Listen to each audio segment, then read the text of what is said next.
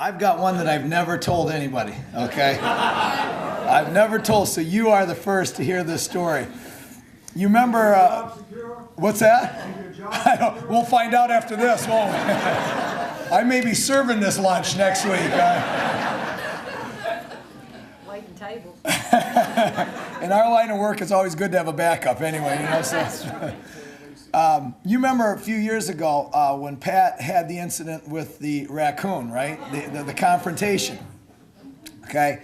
And that was kept under wraps for a while, and our players, somebody, I don't know how that, and I think it was Pat herself, I think kind of, because she wanted to soften the blow. Well, our players found out, and that was just a whole novelty item. I mean, they didn't stop talking about that. That was in the locker room for 2-3 weeks, I think, with among them.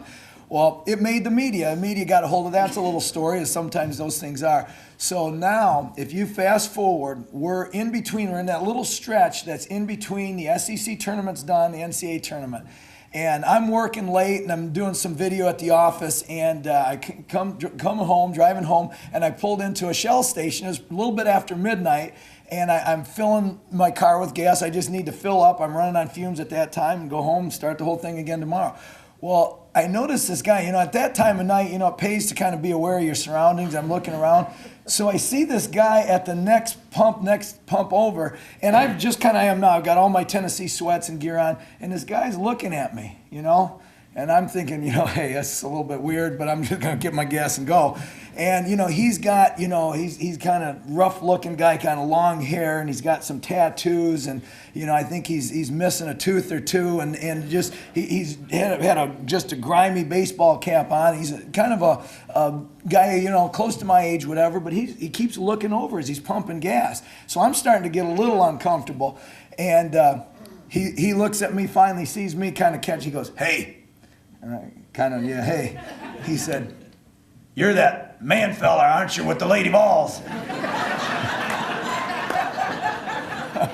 Now, I'm a little disconcerted at that, but at that point, I got my hand on the gas. Yeah, that's, you know, yeah. You're the coach with the lady basketball team, aren't you? Yeah, that's me. That's right. And I'm looking at his car now. I'm really trying to assess the situation. There is a gun rack in the back of the car, so I'm trying to think of my exit. And he finishes before, and he said, "Hey, you work every day with Coach Summitt, don't you?" I said, "Yes, I do." He said, "You see her every day, don't you?" I said, "Yes, I do." And he said, walked over a little closer, and now I'm really getting ready to leave the gas in the car and just take off. But he got something in his hand. He says, "Would you give her this for me right here?" And it's got his name and a phone number. I didn't give you this, Pat. I kind of held off at that time. And he says to me, "That's my kind of woman right there. Any woman that's going to square off and tangle with a raccoon, that's my kind of woman. I want to meet her."